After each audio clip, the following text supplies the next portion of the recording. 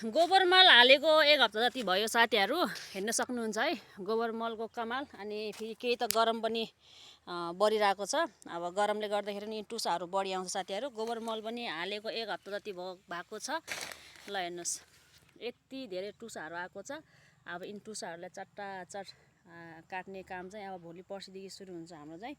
ल हेर्न सक्नुहुन्छ हजुरहरूले, जसरी टुसा आउँछ नि उस्तरी नै फलहरू फल्छ है साथीहरू। जति काँडा उति फल लाग्छ, अनि जति काँडा उति टुसाहरू पनि आउँछ क्या साथीहरू। ल हेर्न सक्नुहुन्छ हजुरहरूले, यिनीहरूलाई चाहिँ यस्तरी तोड्नु हो। तर कैँची ल्याएपछि कैँची चट्टाचट काट्न सजिलो हुन्छ।